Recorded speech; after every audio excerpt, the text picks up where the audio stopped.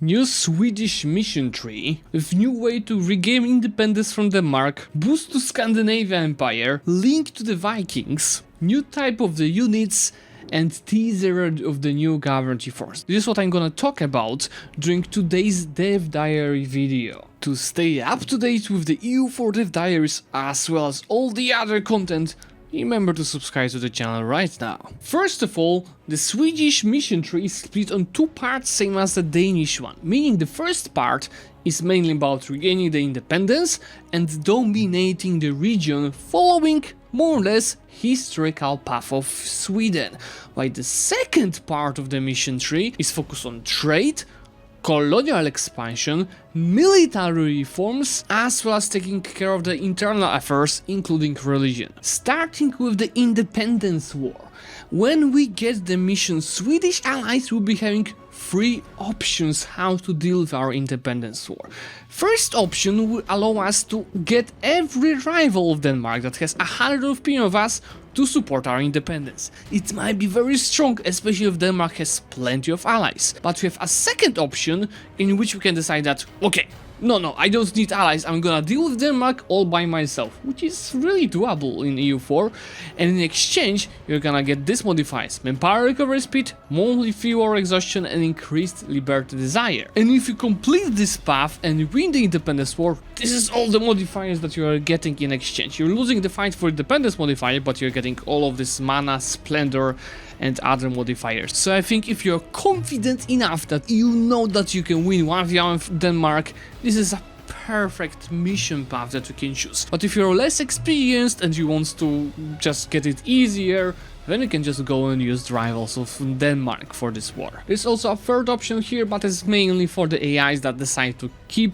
being loyal to Sweden. You can get also another bonus, which is a new leader arises that is together with the independence war, which will grant your general Johan Vasa to be your leader. Not bad for in shock, as well as bonus to the national unrest. What is important, he is gonna become your king once you finish the independence war. And what they mentioned, and I think it's really cool, that the name of this leader is gonna depend on the age when you're doing that. Johan Vasa is gonna be in early game, then if you do that later it can be Erik Vasa, and finally if you do that in 16th century that's gonna be Gustav Vasa himself. And when you gain independence with this leader, you can choose the Johan Vasa to be your leader, and he's gonna be 644, that's perfect statistics for early game as Sweden, as well as some modifiers like stab cost modifying and yearly legitimacy. And finally, together with the independence, there is the support of the estates mission, where you can decide to get a certain bonus from one of the three estates. Nobility will give you level 2 discipline advisor for 25% of his price.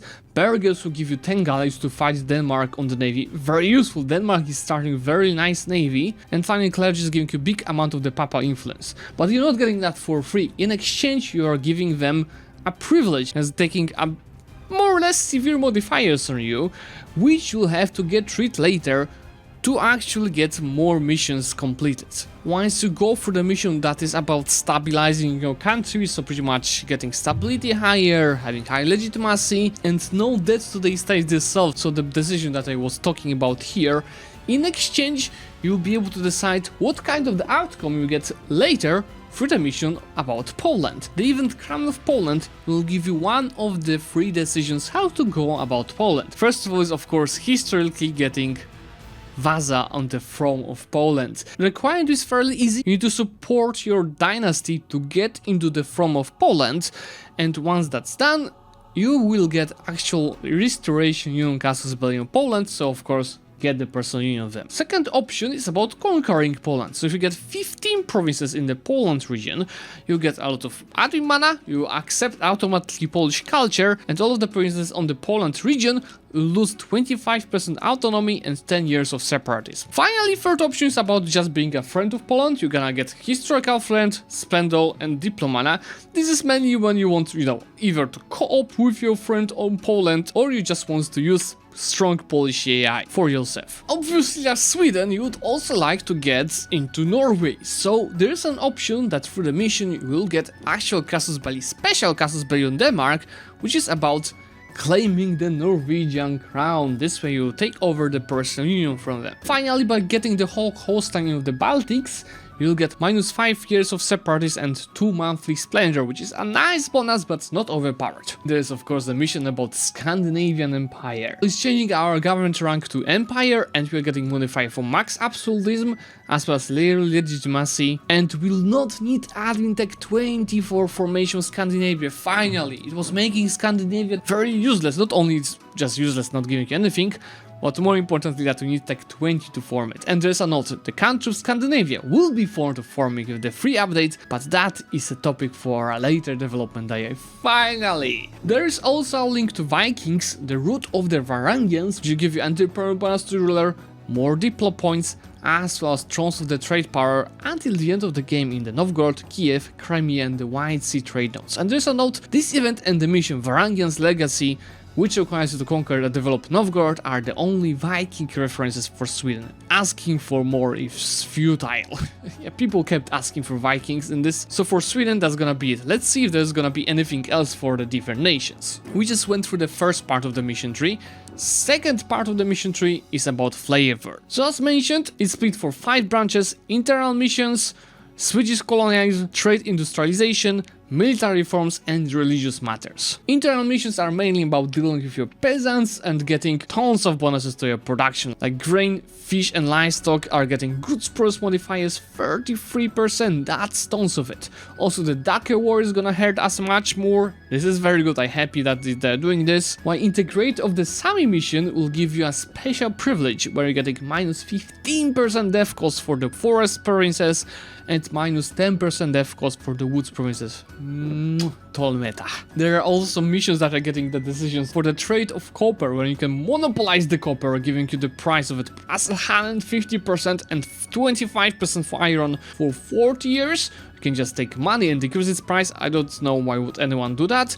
And finally take money but less of it and get minor bonuses to the price. I think this first option is too far more overpowered compared to the others. To make people actually take the other options, you should increase the amount of the money that it's giving. Because it's not about that you're gonna earn less money during that time. Remember, your increased income thanks to these prices is also increasing your loans potential, how much you're getting from the different events, how much you're getting from selling your titles. So this money should be a few times higher. Religious missions are very similar to Denmark, where you decide to go either Catholic, Protestants, or humanists, so just tolerance.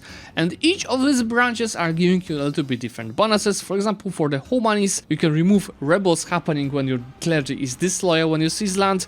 You can get a religious peace, which is tolerance of the heretics and heathens. While for the Protestants that enter the faith, this is far stronger. You can get bonuses to true faith provinces, 15% manpower in them, and Imperial 30 growth modifiers. It's really cool if you want to go for the emperorship. There is also part of the missions obviously related to the religious wars, just perfect. You can force more nations to actually join the Protestant side, and you can force the war to actually start. So the Protestant Catholics will be enabled, and Sweden will join the Protestant League. You can lead it for the achievement, for example. There's also a special mercs unit that you can get that is CAF only. CAF meta is over there. And finally, there's a reform of the military mission, which is giving you 3 ways to achieve it. First of them require you Tech 19 or Age of Absolutism, so I will already say completely useless, because the third requirement is far easier to get. It's 50 mil points per month, 800 military power, level 3 military advisor, and completed 1 military idea group. So depending like how many missions you have to do earlier, you can do it pretty much even during the first lure. And in exchange, you're gonna get the allotment system. And allotment system is giving you 20% maximum power, 10% force limit, and the Caroleans, so the special units that are working very similar to banners and even more to Janissaries, because the more development Swedish and Finnish cultures have, the more units you can recruit very easily. And from what I've seen, for each 20 development you can get 1 unit. So for example, you have 200 development of these cultures, you can get 10 units. If it's 2000, so you convert the cultures, then you can get 100 of these units. I think it's fair, it's not very overpowered, but it's a very nice bonus. They cost the same as the normal units, and you can unlock privileges that are giving them 10% discipline or 20% morale damage increase. In exchange, of course, the cursor is force limit. Yes, that's it for Sweden. And we also have a teaser for next week where they'll talk more about the government reforms for the monarchy, because those are the monarchy ones. Perfect. Finally, monarchy won't be as behind as it was compared to theocracies and republics. Alright, perfect guys, I think that's gonna be it. If you did enjoy this dev dive video, remember to leave a like on it and tell me in comments which of the changes is your favorite, or what do you think about these changes in general. And for today, thank you so much for watching. Remember to subscribe to the channel to get notified about the future videos, and I'm gonna see you very soon.